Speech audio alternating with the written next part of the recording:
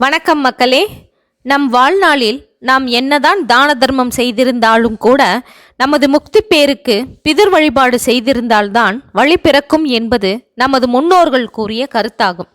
இதை விளக்குவதற்கு கர்ணனின் கதையை எடுத்துக்காட்டாக கூறுவார்கள். மகாலயபட்சம் குறித்து செவி வழி கதைகள் நிறைய உண்டு.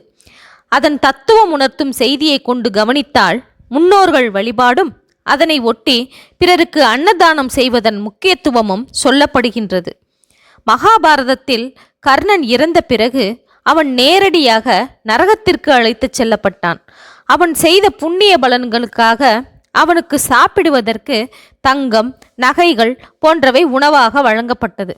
தங்கத்தை சாப்பிட முடியுமா? பசிதான் அடங்குமா? கர்ணன் தனக்கு உணவு தரவில்லை என தர்மராஜாவிடம் சென்று கேட்டான். யம தர்மராஜரோ, கர்ணா, நீ வாழும் காலத்தில் பெரிய கொடைவள்ளலாக வாரி வாரி வழங்கியவனாக இருந்திருக்கலாம்.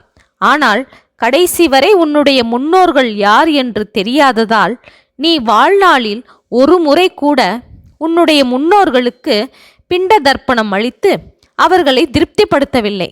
அதனால்தான் நீ பெரும் புண்ணியம் செய்திருந்தாலும் உனக்கு சொர்க்கத்தில் இடமளிக்கப்படவில்லை என்றார்.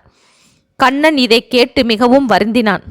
இதற்கு என்ன பிராயச்சித்தம் ஐயா என்று கேட்டான். அப்பொழுது யமதர்மராஜன் சொன்னதாவது: கர்ணா, உனக்கு 15 நாட்கள் அவகாசம் அளித்து பூமிக்கு செல்ல அனுமதி தருகின்றேன். அங்கே உன் முன்னோர்களை கண்டறிந்து முறையாக நீத்தார் கடன்களை செய்துவிட்டு வா என்று அனுப்பி வைத்தார். பூமிக்கு வந்த கர்ணன் தன்னுடைய முன்னோர்கள் யார் என்பதை அறிந்து கொண்டான். அவர்களுக்கு தர்ப்பணம் அளித்து சிரார்த்த காரியங்களை மனதிற்கு நிறைவாக செய்தான். பிதர் கடன் அடைப்பட்டதும் கர்ணனுக்கு சொர்க்கத்தில் இடம் கிடைத்துவிட்டது. கர்ணன் பூமியில் வந்து தங்கி இருந்து முன்னோர் தர்ப்பணம் செய்த காலத்தையே மகாலயபட்சம் என்கிறோம்.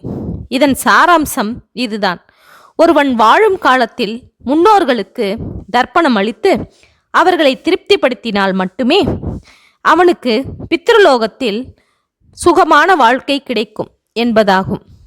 எனவே நமது முன்னோர்கள் வழிவகுத்த இத்தகைய